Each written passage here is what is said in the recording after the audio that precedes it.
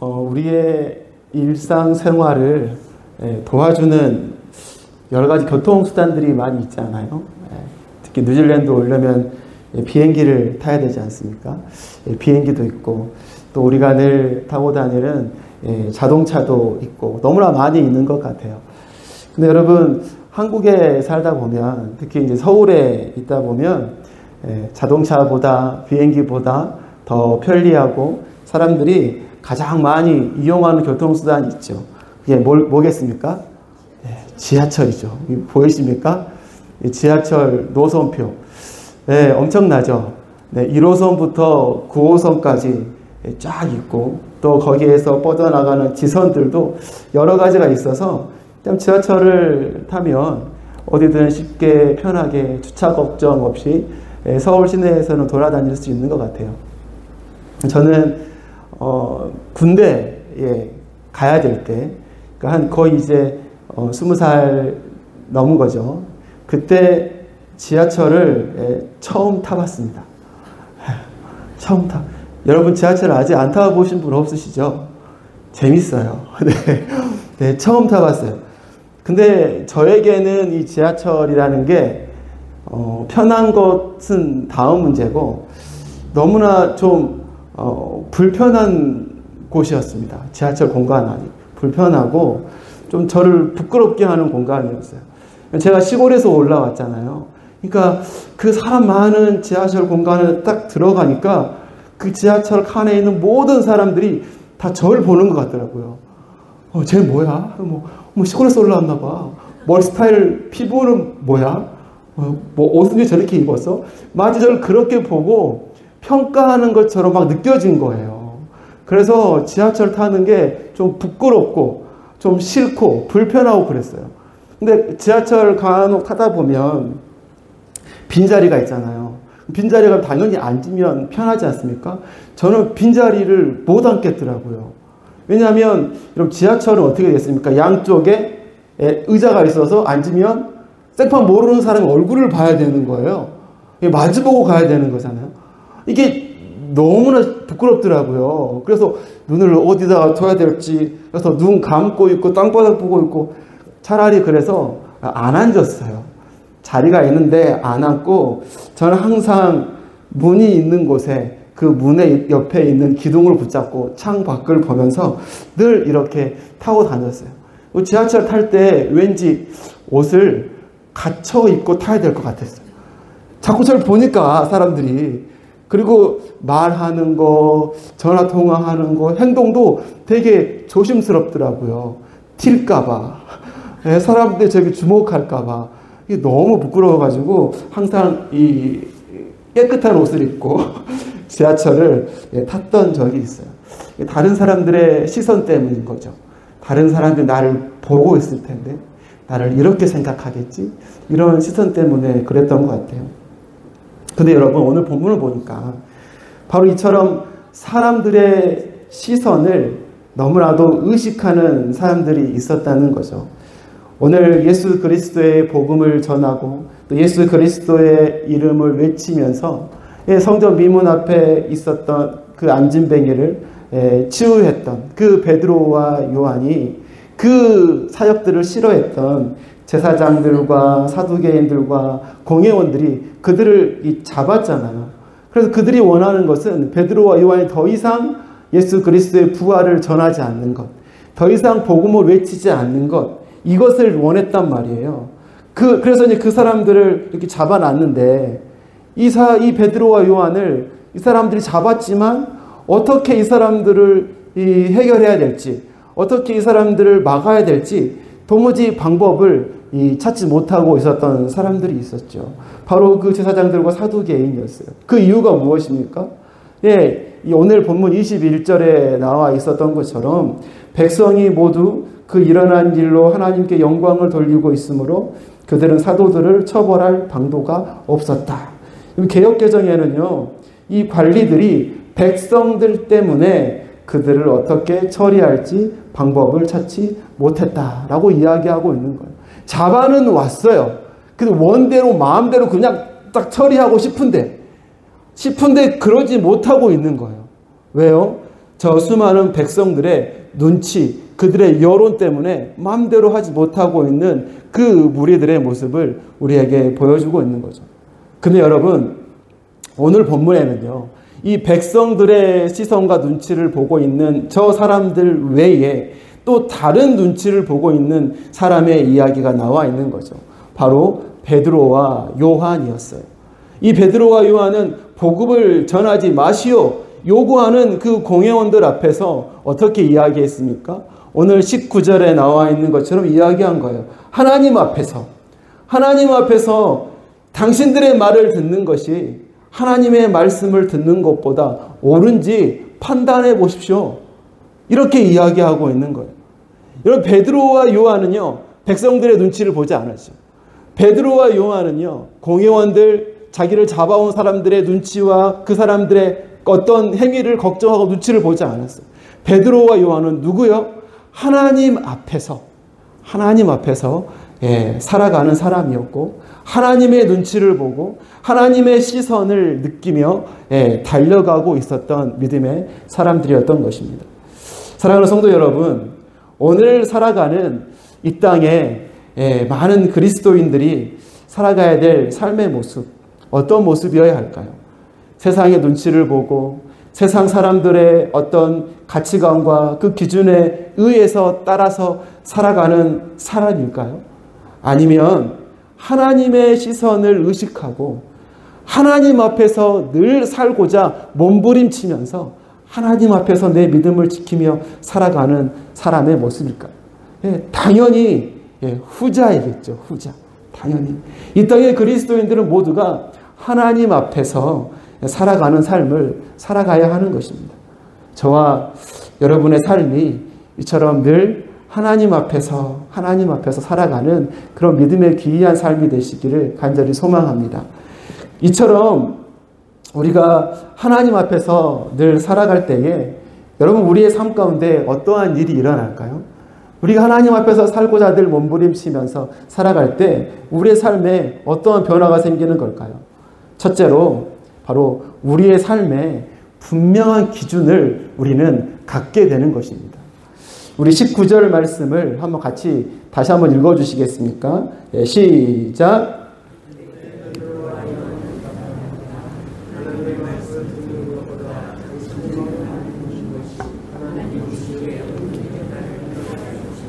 아멘. 네, 성전에 모여든 사람들에게 예수 그리스도의 부활을 여러분 증거하고 복음을 외치고 있던 베드로와 요한을 제사장들과 사두개인들이 붙잡았죠. 그런데 여러분, 이들은 베드로와 요한을 어떻게 할지 고민하고 있었어요. 아까도 말했지만 이 사람들이 이미 유명한 표적들, 기적들을 이미 많이 행하였고 또 그 사실들을 예루살렘에 있는 수많은 사람들이 다 알고 있었기 때문이에요. 그리고 심지어 그 사람들이 정말 예수 그리스도 이름으로 선포해서 치료받은 그 성전 미문에 앉아 있었던 그 안진뱅이가 베드로와 요한이 사역하는 그 곁에 마치 증거처럼 함께 있었다는 거예요. 그러니까 공회원들은 베드로와 요한을 어떻게 할지 고민이 됐던 것입니다. 여론이 두려웠기 때문이죠. 그래서 그들이 내린 결론이 무엇입니까? 베드로와 요한을 협박하자 이거죠. 위협하자. 더 이상 예수님의 이름으로 어떠한 일도 하지 말고 그 이름을 외치지도 말고 복음을 전하지 마시오. 안 그러면 알죠? 가만두지 않겠어요. 위협하고 협박을 했던 거예요. 여러분, 이러한 요구에 베드로와 요한의 대답이 여러분 너무나 멋있지 않아요? 하나님 보시기에 어떤 것이 옳은 일입니까? 판단해 보십시오. 이렇게 말했던 이 베드로와 요한의 모습 너무나 멋있은 것 같아요. 바로 이 사람들에게는요, 하나님 앞에서 어떻게 살아갈 것인가, 그것이 그들에게는 최고의 기준이 되었기 때문입니다. 결국 베드로와 요한은 이러한 공회원들의 요구에 당당히 거절을 하고 있는 것이죠. 그 거절의 이유, 그 거절의 근거, 그들이 거절했던 분명한 기준이 무엇이었습니까? 바로 오늘의 말씀처럼 하나님 앞에서, 이 말이었던 것이죠. 하나님 앞에서. 하나님의 말씀이, 그들에게는 하나님이 이제는 절대적인 선택의 기준이 되었던 거예요. 사랑하는 여러분, 하나님 앞에서 살아가는 삶, 하나님 앞에서 살아가는 사람은 바로 그 삶에 이와 같은 분명한 기준을 갖게 된다는 것입니다. 바로 여호와 하나님이 그 삶의 기준이 되는 것이죠. 하나님의 말씀이, 하나님의 뜻이, 하나님의 영광이 그 모든 삶의 순간순간, 선택의 순간순간, 삶의 길목마다 그것을 선택하는 삶의 기준이 되어지는 것입니다. 사단의 역사는, 악한 영은 지금도 바로 우리의 이러한 영적인 기준을 끊임없이 넘어뜨리고자 우리를 공격하고 있어요. 하나님의 시선을 외면하도록 우리를 끊임없이 흔들고 공격하고 있는 것이 사단의 전략입니다. 하나님 앞에 서가 아니라 자꾸 우리를 누구 앞에 서게 만들어요? 하나님 말씀 앞에, 하나님의 기준 앞에 아닌 바로 자꾸 사람의 기준 앞에, 사람의 시선 앞에, 사람의 가치 앞에, 세상 사람들의 생각과 가치 앞으로 자꾸 우리를 끌어가는 거죠. 하나님이 주신 그 기준을 자꾸 흐틀도록 하는 것입니다. 왜 이렇게 할까요? 악한 영들이 이 방법으로 예전에 큰 승리를 한번 경험했기 때문이죠. 성공했던 전략이에요. 하나님께서 이 땅에 천지를 창조하시고 에덴 동산을 만들었죠. 거기에 사람을 만들었지 않습니까? 근데 뱀이 여자를 유혹했어요. 여러분, 그 유혹으로 인해서 이 여자가 무엇이 흔들렸던 겁니까? 하나님의 말씀의 기준이 흔들렸던 것이죠. 기준을 견고히 잡고 하나님의 말씀을 붙잡아야 하나 그 유혹 가운데 그 기준이 자꾸 흔들리고 그 기준이 자꾸 희미해 보이게 돼서 하나님이 금하신 그게 자꾸 좋아 보이는 거예요. 먹음직스럽게 보이고 지혜롭게 할 만큼 탐스러워 보이는 거죠. 그리고 마침내 하나님 앞에서 하나님의 시선을 뒤로 하고 하나님의 말씀을 거역하고 그 기준을 넘어서는 일을 하게 된 거 아니겠어요? 죄를 범하고 말았던 것이죠. 기준이 흐트러져서 삶 가운데 선명히 보이지 않았기 때문입니다. 그런데 여러분, 이 사단의 전략은 지금도 우리의 삶을 흔들고 공격하고 있다는 것을 우리는 기억해야 되는 것입니다. 지금의 우리가 살고 있는 이 세대도 우리가 영적인 기준에 대해서 끊임없이 공격을 받고 있는 거예요. 인권이 중요하다. 사람이 중요하다. 사랑이 중요하다. 평등이 중요하다. 공평하다. 다 덮어주는 거 아니냐. 이런 좋은 말들로 포장된 사단의 전략들은 지금도 끊임없이 우리의 영적인 기준을 흔들어가고 있는 것입니다. 하나님의 말씀의 기준 앞에 우리가 근거를 두고 살아가야 되는 우리의 삶을 자꾸 세상의 논리 앞으로 끌고 가고 있는 것이죠. 포괄적인 차별금지법, 세상이 지금 주장하고 있지 않습니까? 그리고 지난 7월에 있었던 일이죠. 우리나라 대법원에서 동성애자, 동성 커플에 대한 건강보험 피부양자를 인정했어요. 이처럼 세상은요, 하나님이 주신 이 영적인 기준을 끊임없이 넘어뜨리려고자 합니다. 기준을 흐릿하게 만들어가고 있는 것이죠. 그렇게 교회를 무너뜨리고 믿는 자들을 넘어뜨리고자 하고 있는 세상을 우리가 살고 있는 것입니다. 여러분, 이러한 세상의 공격을 극복하고 이기기 위해서 우리는 어떻게 해야 하는 것입니까? 어떻게 우리의 믿음과 신앙을 흔들리지 않고 굳건히 견고히 지켜나갈 수 있는 것입니까? 어떻게 혼탁한 이 세상 속에서 바르고 참된 진리의 길, 믿음의 길을 우리가 찾아서 걸어갈 수 있는 것이죠.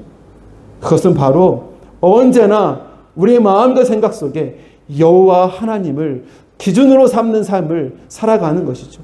하나님 앞에서 살고자 늘 몸부림치면서 살아가는 삶을 살아가야 하는 것입니다.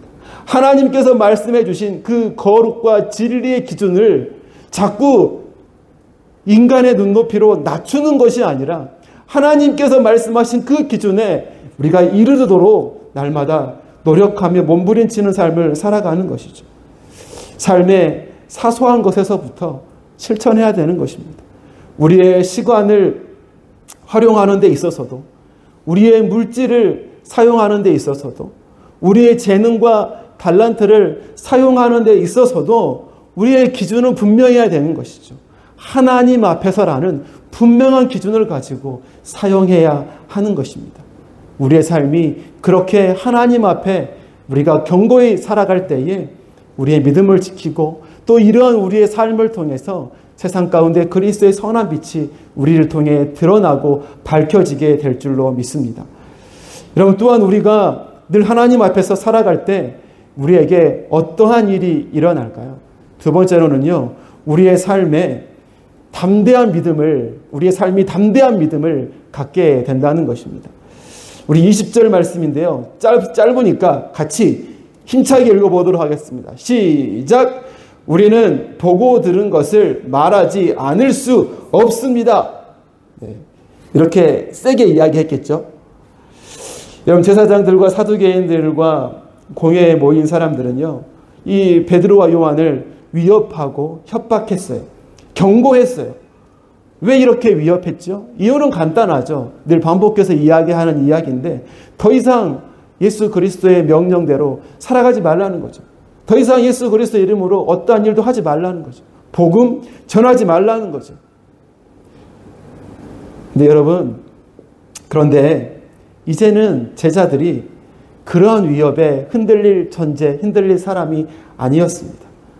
예수 그리스도께서 약속해 주신 성령이 그들에게 오셨고 그들이 성령의 권능을 받은 사람들로 변화되었어요. 이제는 더 이상 어떠한 위협에도 굴복하지 않을 수 있는 견고한 믿음의 사람들로 되어 있었던 것이죠. 그렇게 제자들은요, 담대하게 그들에게 이렇게 외칠 수 있었던 것이죠. 아니요, 우리는 당신들의 말을 따를 수 없습니다. 우리는 끊임없이 예수 그리스도의 이름을 외치고 증거할 것입니다. 담대하게 외칠 수 있었던 것이죠. 그리고 오늘 20절의 말씀처럼요, 우리가 보고 들은 것을 말하지 않을 수 없다, 외칠 수 있었던 것이죠. 여러분, 어떻게 이렇게 담대한 외침을 그들이 할 수 있었습니까? 이제는 제자들의 삶이 너무나도 명확하고 분명한 삶으로 변화되었기 때문이죠. 무엇이 명확해졌습니까? 이제 제자들의 삶은 성령의 권능을 받은 성령 충만한 삶으로 확실히 세워진 삶으로 바뀌었기 때문입니다. 뿐만 아니죠. 이제 제자들의 삶은 세상이 아닌 하나님 앞에서 살아가는 분명한 믿음의 삶이 되었기 때문입니다. 이제 제자들의 삶은요, 세상의 어떠한 위협이 아니라 여호와 하나님의 말씀과 하나님의 시선을 의식하는 삶으로 분명히 바뀌게 되었기 때문인 것이죠. 그렇게 여러분, 이 제자들의 담대한 모습은 여러분 어디로부터 온 것입니까? 어디로부터요? 바로 여호와 하나님으로부터, 내가 여호와 하나님 앞에서 살겠노라고 달심한 그 믿음으로부터 이러한 믿음의 담대함이 그들에게 나타났던 것이죠. 하나님 앞에서 살아가는 삶, 그 삶에는요, 이처럼 믿음의 담대함이 나타나는 것입니다. 그럼 다니엘의 3명의 친구 이야기 너무나 유명하니까 다 잘 알고 계실 거라 생각됩니다. 느부갓네살 왕이 금신상을 만들고 다 절해라, 우상 숭배해라 이야기했죠. 근데 그 다니엘의 3명의 친구가 그 왕의 명령을 담대하게 거부합니다. 우리는 그렇게 할 수 없습니다. 담대히 외치는 거죠. 다니엘서 3장 17절 18절 말씀에 이렇게 되어 있습니다. 우리 한번 같이 읽겠습니다. 시작. 임금님, 우리를 지키시는 우리 하나님이 우리를 활활 타는 화덕 속에서 구해 주시고 임금님의 손에서도 구해 주실 것입니다. 비록 그렇게 되지 않더라도 우리는 임금님의 신들은 섬기지도 않고 임금님이 세우신 금 신상에게 절을 하지도 않을 것입니다. 굽어 살펴 주시옵소서. 여러분, 이렇게 그들은 이 땅에서의 삶이 아니라 하나님 앞에서의 삶, 비록 죽을지언정 하나님 앞에서의 믿음의 삶을 살겠노라고 결단하고 결심했습니다. 여러분, 죽음도 두려워하지 않는 그러한 믿음의 담대함을 이 다니엘의 세 친구가 우리에게 보여주고 있는 것이죠. 그리고 그에게 하나님의 은혜가 임하였던 것입니다. 여러분, 우리가 더욱더 하나님 앞에서 이러한 삶을 우리가 살아가야 하지 않겠습니까? 내가 어디에 살아가고 있는가? 내가 하나님 앞에서 살아가고 있는 삶이다. 더욱더 하나님을 의식하고 살아가는 삶, 그 삶을 우리가 살아가야 하는 것이죠. 하나님께서 나의 삶을 보고 계시고, 그리고 하나님께서 나와 함께 하심을 언제나 신뢰하는 삶을 살아가는 것입니다. 이처럼 우리가 하나님 앞에서 온전히 살아갈 때에 우리 가운데 믿음의 담대함이 나타나게 될 줄로 믿습니다. 혹시 우리 안에 믿음의 확신이 부족하다 생각이 되어지십니까? 혹시 우리 안에 믿음의 담대함이 나에게 아직 부족하다라는 생각이 드시나요? 아니면 불확실한 내 미래 앞에서 늘 불안하고 또 염려하고 걱정이 앞서는 삶을 살아가고 계시진 않습니까? 어떻게 해야 하는 것이죠? 우리의 삶을 하나님 앞으로 끌어오고 하나님 앞에서 하나님의 시선을 바라보고 하나님과 눈맞춤하는 삶을 살고자 부단히 노력해야 하는 것입니다. 우리가 그렇게 하나님 앞에서 살아갈 때에 하나님께서 주시는 그 믿음의 담대함이 우리의 삶 가운데 충만히 채워지게 될 줄로 믿습니다. 마지막으로 우리가 늘 하나님 앞에서 살아갈 때에 우리에게 어떠한 일이 일어날까요? 셋째로는요, 바로 우리의 삶에 후회를 남기지 않게 된다는 것입니다. 우리 17, 18, 21절 세 절의 말씀인데요. 우리 한번 같이 읽겠습니다. 시작. 다만 이 소문이 사람들에게 더 퍼지지 못하게 앞으로는 이 이름으로 아무에게도 말하지 말라고 그들에게 엄중히 경고합시다. 그런 다음에 그들은 그 두 사람을 불러서 절대로 예수의 이름으로 말하지도 말고 가르치지도 말라고 명령하였다. 21절입니다. 백성이 모두 그 일어난 일로 하나님께 영광을 돌리고 있으므로 그들은 사도들을 처벌할 방도가 없어서 다시 위협만 하고 놓아 보냈다. 여러분, 이 경고, 명령, 다시 위협, 이 단어들이 계속 반복되고 있지 않습니까? 이 개역개정에서는 경고를 위협, 경고 이렇게 섞어서 사용을 했어요. 이런 복음을 전하는 베드로와 요한은요, 이 제사장들과 사두개인들로부터 바로 이러한 위협, 협박을 계속해서 이 받았음을 우리에게 보여주고 있어요. 이러한 협박 밖에는요, 베드로와 요한을 이렇게 제재할 방도가 없었기 때문입니다. 근데 여러분, 베드로와 요한은 그럼에도 불구하고 우리는 담대히 외치겠노라고 그들에게 굽히지 않고 자신의 믿음을 선포했던 것이죠. 여러분, 훗날 이 베드로와 요한이 훗날 이때를 기억했을 때 그들에게 어떠한 생각이 들었을까요? 훗날 그들이 잡혀서 신문을 당하고 너희 가만두지 않을 거야 위협하는 그 사람들 앞에서 아니요, 나는 매를 맞을지언정 담대히 예수 그리스도의 복음을 끊임없이 전할 것입니다 라고 이렇게 이야기했던 자신들의 모습을 훗날 그들이 돌아봤을 때 어떤 마음이 들었을까요? 되게 좀 자신이 자랑스럽고 뿌듯하고 이런 멋지지 않았을까요? 최소한 그때 내가 이렇게 했었어야 되는데 후회는 하지 않았을 것 같아요. 이처럼 하나님 앞에서 여러분 신실한 삶을 살아가는 인생에게는요, 이러한 영적인 후회를 남기지 않게 된다는 것을 우리는 기억했으면 좋겠습니다. 여러분, 오늘 이러한 위협과 협박과 두려움이 이 자리에 있었던 베드로에게는 참 남달리 다가왔을 것 같아요. 왜 그러죠? 예수님이 잡히시던 밤에 그 두려움 앞에 예수님을 부인하고 예수님을 모른다 이야기했던 그들의 과거, 그의 과거, 평생 돌리고 싶은 후회했던 그 밤의 사건이 베드로에게는 있었기 때문이죠. 근데 여러분, 그럼에도 불구하고 자신을 찾아오신 예수님께서 베드로에게 다시금 내 양을 먹여라, 내 양을 치라 이렇게 말씀하셨을 때에 내가 다시는 주님을 배신하지 않겠노라고, 다시는 내가 후회를 남기는 똑같은 일을 반복하는 일을 내가 하지 않겠노라고 여러분, 베드로는 결심하지 않았을까요? 네, 추측을 해봅니다. 사랑하는 여러분, 신앙생활을 오랫동안 해오시면서 그 기간 동안 하나님 앞에서 또 영적으로 후회되고 이런 부끄러웠던 적 있지 않으십니까? 지난 7월에 제가 한국에 가서 두 번째 수술을 받았잖아요. 근데 그 수술로 인해서 저는 병원에 한 7일 정도 입원을 하고 있었어요. 근데 그 입원은요, 4인실이었습니다. 4인실. 4명이 쓸 수 있는 방이었는데 주로 2명이 있었어요. 제가 먼저 입원을 하고 다른 날 저랑 똑같은 수술을 받기 위해 다른 사람이 입원을 했었습니다. 근데 생판 처음 보는 사람이니까 서로 커튼 쳐놓고 각자 생활을 했었죠. 근데 우연히 커튼이 열리는 사이로 눈이 마주친 거죠.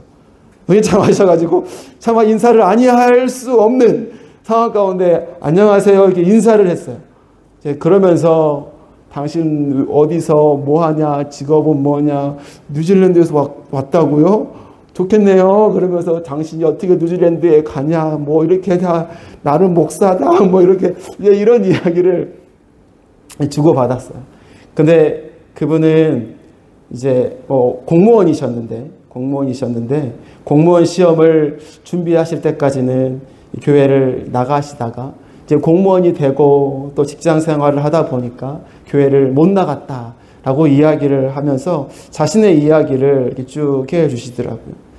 가만히 그 이야기 듣고 있다가 제가 마지막에 그래도 교회에 다시 나가셨으면 좋겠습니다 라고 이야기하고 서로 이제 각자 수술을 기다리고 있었습니다. 근데 이렇게 수술을 받고 나서 서로 이제 치료를 받다가 이제 그냥 서로 자신을 케어하다가 퇴원을 하고 헤어지게 되었어요. 근데 자꾸 제가 그때 이 장소가 퇴원하고 나서 계속 머릿속에서 떠나지 않는 것입니다. 이유는 다른 게 아니었어요.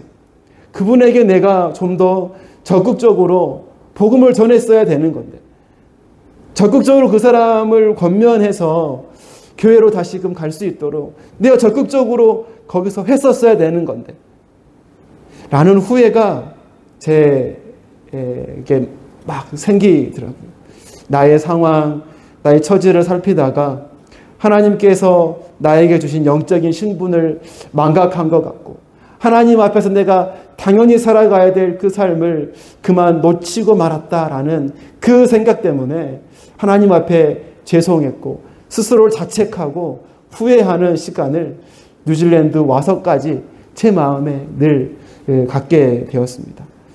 하나님 앞에 죄송했었어요. 사랑하는 여러분, 우리는 항시도 방심하면 안 되는 것 같습니다. 우리는 언제나 깨어 있어야 하는 것입니다. 우리는 언제나 하나님 앞에서 살아가는 존재임을 우리는 늘 기억해야 된다는 거죠. 내가 직장에 있든지 내가 가정에 있든지 친구들과 사람 사이에 있든지 혹은 내가 아픔 중에 있고 심지어 병원에 누워 있을지라도 우리는 늘 하나님 앞에서 숨쉬고 호흡하고 살아가는 하나님의 증인된 삶임을, 하나님께서 힘주셔서 오늘을 살아가는 인생임을 우리는 늘 기억해야 하는 것입니다. 정말 억울하고 화가 나는 상황을 만날 수 있죠. 내 성질대로 한번 화 내면 시원할 수 있습니다.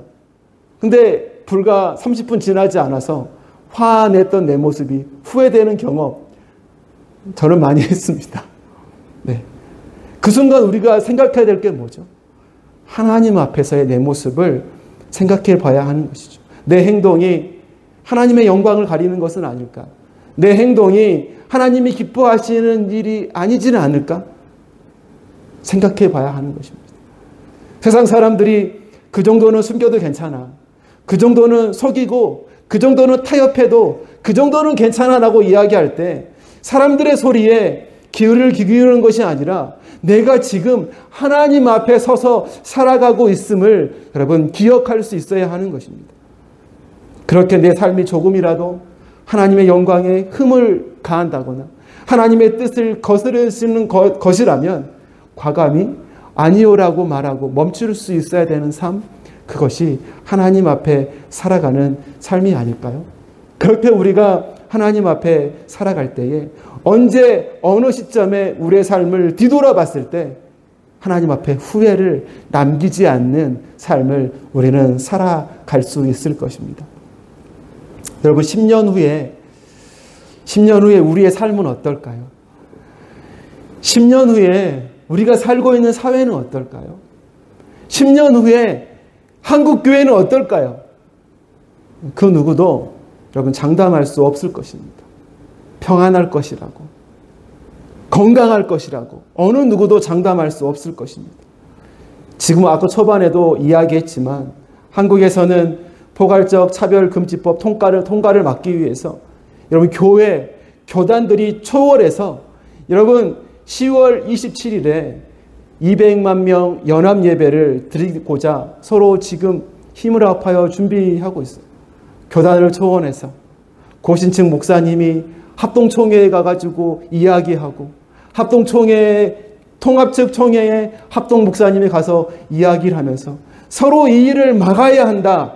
이 법을 막아야 한다고 힘을 합치자고 이야기를 하고 있는 것입니다. 이 법이 통과되었던 영국 교회, 미국 교회의 모습들을 다 보고 있기 때문이죠. 이제는 하나님 앞에서 하나님의 말씀을 가지고 이것이 죄라고 하나님이 금지하신 일이라고 말할 수 없는 시대가 올 수 있기 때문입니다. 여러분 하나님 앞에서 살아가고 있는 저와 여러분이 감당해야 될 이 시대의 사명 아니겠습니까? 하나님 앞에서 살아가는 우리들이 깨어서 기도해야 될 그 일이 아닐까요?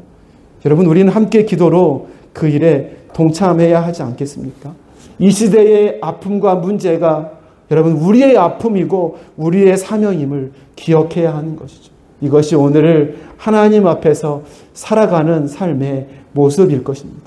10년 후에 오늘 이 시간을 우리가 생각했을 때 하나님 앞에서 내가 오늘 후회를 남기지 않는 삶을 살기 위해서 우리는 그 일에 함께 마음을 합해야 하는 것이죠. 이처럼 오늘을 하나님 앞에서 살고자 몸부림칠 때에 우리는 후회를 남기지 않는 멋진 믿음의 삶을 살아갈 수 있게 될 것입니다. 말씀을 맺겠습니다. 사랑하는 여러분, 오늘은 하나님 앞에서 살아가라라는 제목으로 말씀을 나눴습니다. 우리가 하나님 앞에서 살아갈 때에 우리 삶에 분명한 기준이 생긴다고 했습니다. 그리고 믿음의 담대함이 우리 가운데 나타난다고 했습니다. 그리고 마지막으로 우리가 하나님 앞에서 살아갈 때에 삶의 영적인 후회를 남기지 않게 될 것이다 라고 이야기를 했습니다. 이처럼 우리 모두가 늘 하나님의 시선을 의식하고 하나님 앞에서 살아가는 삶이 되어서 하나님께 여러분 인정받는 하나님의 기쁨이 되어지는 그런 믿음의 삶을 잘 살아가시는 저와 여러분의 삶이 되시기를 간절히 소망합니다.